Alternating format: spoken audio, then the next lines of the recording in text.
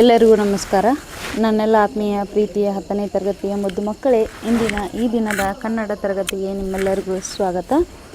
ಮಕ್ಕಳೇ, ನಾವು ಕಳೆದ ದಿನ ತರಗತಿಯಲ್ಲಿ 10ನೇ ತರಗತಿಯ ಕನ್ನಡ ಭಾಷಾ ಪಠ್ಯಪುಸ್ತಕದಲ್ಲಿ ಇರ್ತಕ್ಕಂತಹ ನಾನು ಪ್ರಾಸ ಬಿಟ್ಟ ಕತೆ ಅನ್ನುವಂತಹ ಪೂರಕ ಪಾಠವನ್ನು ಅಧ್ಯಯನವನ್ನು ಮಾಡಿದ್ವಿ. ಅದರ ಜೊತೆಗೆ ಗೋವಿಂದ್ ಫೈರವರ ಕವಿ ಪರಿಚಯವನ್ನು ನೋಡ್ಕೊಂಡಿದ್ವಿ. ಅದಾದಮೇಲೆ ನಾನು ಪ್ರಾಸ ಬಿಟ್ಟ ಕತೆ ಈ ಪೂರಕ ಪಾಠದಲ್ಲಿ ಸಂಪೂರ್ಣವಾಗಿ ಕವಿಗಳು ತಮ್ಮ ಜೀವಮಾನದಲ್ಲಿ ನಡೆದಿರುವಂತಹ ಒಂದು ಘಟನೆಗಳನ್ನು ನಮಗೆಲ್ಲರಿಗೂ ನೆನಪನ್ನು ಮಾಡಿಕೊಟ್ಟಿದ್ದಾರೆ. ಅದರ ಜೊತೆಗೆ ಪ್ರಾಸವನ್ನು ಬಿಟ್ಟು ಬರೆಯುವುದು ಹೇಗೆ, ಅವರು ತೆಗೆದುಕೊಂಡಂತಹ ನಿರ್ಣಯ, ದೃಢ ಸಂಕಲ್ಪ ಅಥವಾ ದೃಢ ನಿರ್ಧಾರ ಎಂಥದ್ದು, ಅದು ಅವರ ಜೀವನದಲ್ಲಿ ಮುಂದೆ ಎಷ್ಟೊಂದು ಅದ್ಭುತವಾದಂತಹ ಪರಿಣಾಮವನ್ನು ಬೀರುತ್ತೆ ಎಂಬುದನ್ನು ನಾವೆಲ್ಲರೂ ನೋಡಿದ್ವಿ. ಮಕ್ಕಳು, ಇಂದಿನ ತರಗತಿಯಲ್ಲಿ ನಾವೇನು ಮಾಡೋಣ, ಈ ನಾನು ಪ್ರಾಸ ಬಿಟ್ಟ ಕತೆ ಎನ್ನುವಂತಹ ಪಾಠದ ಸಂಪೂರ್ಣ ಪ್ರಶ್ನೋತ್ತರಗಳನ್ನು ಅಧ್ಯಯನ ಮಾಡೋಣ ಬನ್ನಿ. ತರಗತಿ 10ನೇ ತರಗತಿ, ವಿಷಯ ಕನ್ನಡ, ಪಾಠದ ಹೆಸರು ನಾನು ಪ್ರಾಸ ಬಿಟ್ಟ ಕತೆ. ಅಭ್ಯಾಸ: ಕೊಟ್ಟಿರುವ ಪ್ರಶ್ನೆಗಳಿಗೆ ಒಂದೊಂದು ವಾಕ್ಯದಲ್ಲಿ ಉತ್ತರಿಸಿ. ಮೊದಲನೆಯ ಪ್ರಶ್ನೆ: ಪೈಗಳ ತಮ್ಮನ ನೂಲು ಮದುವೆಯ ದಿನ ಅಂಗಳದ ಏನೇನು ಸಿದ್ಧತೆಗಳು ಆಗುತ್ತಿದ್ದವು? ಉತ್ತರ: ಪೈಗಳ ತಮ್ಮನ ನೂಲು ಮದುವೆಯ ದಿನ ಚಪ್ಪರ ಹಾಕಿದ್ದರು. ಚಪ್ಪರದಲ್ಲಿ ಒಂದು ಕಡೆಯಲ್ಲಿ ಲಡ್ಡುಗೆಗಳನ್ನು ಕಟ್ಟುತ್ತಿದ್ದರು. ಲಡ್ಡುಗೆ ಅಂದರೆ ಲಡ್ಡುಗಳು. ಮತ್ತೊಂದು ಕಡೆ ಮಂಡಿಗೆಗಳನ್ನು ಮಡಚುತ್ತಿದ್ದರು. ಬೇರೊಂದು ಕಡೆ ಸೇವಿಗೆಯನ್ನು ಒತ್ತುತ್ತಿದ್ದರು. ಜೋಳದ ಗದ್ದೆಯಲ್ಲಿ ಗಿಳಿಗಳ ಕೋಲಾಹಲದಂತೆ ಚಪ್ಪರವೆಲ್ಲ ಗದ್ದಲ. ಎರಡನೇ ಪ್ರಶ್ನೆ: ಹಾಡು ಕಿವಿಗೆ ಬಿದ್ದಾಗ ಪೈಗಳು ಏನು ಮಾಡಿದರು? ಉತ್ತರ: ಚಪ್ಪರದ ಗದ್ದಲ ಮಧ್ಯೆ ಕುಗ್ಗಿದ ಕೊರಳಲ್ಲಿ ಹಾಡು ಕೇಳಿಸಿಕೊಂಡ ಪೈಗಳಿಗೆ ಏನಾಯಿತೋ ಏನೋ ತೋಚಿತೋ ದೇವರೇ ಬಲ್ಲ. ಮತ್ತೆ ಚಪ್ಪರದ ಗೌಜು ಅವರಿಗೆ ಕೇಳಿಸಲಿಲ್ಲ.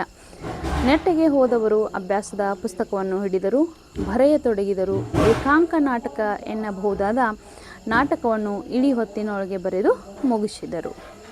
ಮೂರನೆಯ ಪ್ರಶ್ನೆ: ಪೈಗಳು ಬರೆದ ಮೊದಲ ಯಕ್ಷಗಾನ ಪ್ರಸಂಗದ ಹೆಸರೇನು? ಉತ್ತರ: ಪೈಗಳು ಬರೆದ ಮೊದಲ ಯಕ್ಷಗಾನ ಪ್ರಸಂಗದ ಹೆಸರು ಮಕರಾಕ್ಷಸನ ಕಾಳಗ. ನಾಲ್ಕನೆಯ ಪ್ರಶ್ನೆ: ಬಾಶೆಲ್ ಮಿಷನ್ ರವರು ಪ್ರಕಟಿಸಿದ್ದ ಯಾವ ಕೃತಿಗಳನ್ನು ಲೇಖಕರು ಓದಿಕೊಂಡರು? ಉತ್ತರ: ಮಂಗಳೂರಿನ ಬಾಶೆಲ್ ಮಿಷನ್ ರವರು ಶಬ್ದಮಣಿ ದರ್ಪಣದಿಂದಲೂ ಛಂದೋಬುದಿಯಿಂದಲೂ 1889ರಲ್ಲಿ ಪ್ರಕಟಿಸಿದ ಹಳಗನ್ನಡ ವ್ಯಾಕರಣ ಸೂತ್ರಗಳು ಎಂಬ ಪುಸ್ತಕವನ್ನು, ಅದರಲ್ಲಿ ಮುಖ್ಯತಃ ಛಂದೋಲಕ್ಷಣ ಪ್ರಕರಣವನ್ನು, ಕನ್ನಡ ಜೈಮಿನಿ ಭಾರತ, ಗದುಗಿನ ಭಾರತ, ಶಬರಶಂಕರ ವಿಲಾಸವೇ ಮೊದಲಾದ ಮಹಾಕಾವ್ಯಗಳನ್ನು ಲೇಖಕರು ಓದಿದರು. ಐದನೆಯ ಪ್ರಶ್ನೆ: ಬಿಲ್ಲ ಹಬ್ಬವನ್ನು ರಚಿಸಿದ ಕವಿ ಯಾರು? ಉತ್ತರ: ಬಿಲ್ಲ ಹಬ್ಬವನ್ನು ರಚಿಸಿದವರು ತುಳುನಾಡಿನ ಸರ್ವಶ್ರೇಷ್ಠ ಯಕ್ಷಗಾನ ಕವಿಯಾದ ಮೂಲ್ಕಿಯ ವಾಸುದೇವ ಪ್ರಭುರವರು. ಆರನೆಯ ಪ್ರಶ್ನೆ: ಮುದ್ದಣ್ಣ ಕವಿ ಲೇಖಕರಿಗೆ ಏನೆಂದು ಸಲಹೆ ಕೊಟ್ಟರು? ಉತ್ತರ: ಲೇಖಕರು 1899ರಲ್ಲಿ ಶೇಕ್ಸ್ಪಿಯರ್ ಟ್ವೆಲ್ತ್ ನೈಟ್ ಎಂಬ ನಾಟಕದ ಮೊದಲನೇ ಅಂಕದಿಂದ ಕೆಲವು ನೋಟಗಳನ್ನು ವೃತ್ತಕಂದಗಳಲ್ಲಿ ಭಾಷಾಂತರಗೊಳಿಸಿ ಅವನ್ನು ಶ್ರೀ ನಂದಳಿಕೆ ಲಕ್ಷ್ಮೀನಾರಾಯಣಪ್ಪನವರಿಗೆ ಕಳುಹಿಸಿ ಕೊಟ್ಟಾಗ ಅವರು ಮುಂದುವರಿಸಿ ಎಂದು ಹೇಳಿ ಕಳುಹಿಸಿದರು. ಏಳನೆಯ ಪ್ರಶ್ನೆ: ಪ್ರಾಸ ಬಿಡಬೇಕೆಂದು ನಿರ್ಧರಿಸಿದ ಬಳಿಕ ಪೈಗಳು ಯಾವ ಕೃತಿಯನ್ನು ಬರೆದರು? ಉತ್ತರ: ಪ್ರಾಸ ಬಿಡಬೇಕೆಂದು ನಿರ್ಧರಿಸಿದ ಬಳಿಕ ಲೇಖಕರು ರವೀಂದ್ರನಾಥ್ ಠಾಕೂರವರ ಐ ಭುವನ ಮನೋಮೋಹಿನಿ ಎಂದು ಮೊದಲಾಗುವ ಭಾರತ ಲಕ್ಷ್ಮಿ ಎಂಬ ಬಂಗಾಳಿ ಗೀತೆಯನ್ನು ಕನ್ನಡಿಸಿದರು. ರವೀಂದ್ರನಾಥ್ ಠಾಕೂರರ ಶಿಶು ಎಂಬ ಗ್ರಂಥದಲ್ಲಿಯ ವಿದಾಯ ಎಂಬ ಕವಿತೆಯನ್ನು, ಶೇಖ್ ಮೊಹಮ್ಮದ್ ಇಕ್ಬಾಲರ ಹಿಂದೂಸ್ತಾನ್ ಹಮಾರ ಎಂಬ ಉರ್ದು ಗೀತೆಯನ್ನು ಕನ್ನಡಕ್ಕೆ ಅನುವಾದಿಸಿದರು ಅಥವಾ ಕನ್ನಡಿಸಿದರು.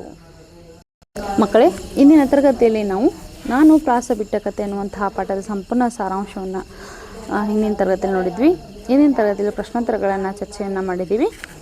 ಎಲ್ಲರಿಗೂ ನನ್ನ ತರಗತಿ ಇಷ್ಟ ಆದರೆ ನೀವು ಲೈಕ್ ಮಾಡಿ, ಶೇರ್ ಮಾಡಿ, ಹಾಗೆ ಸಪೋರ್ಟ್ ಮಾಡಿ ಅಂತ ಹೇಳ್ತಾ ಇಂದಿನ ತರಗತಿಯನ್ನು ಮುಗಿಸುವಂಥ ಸಮಯ. ಎಲ್ಲರಿಗೂ ನಮಸ್ಕಾರ.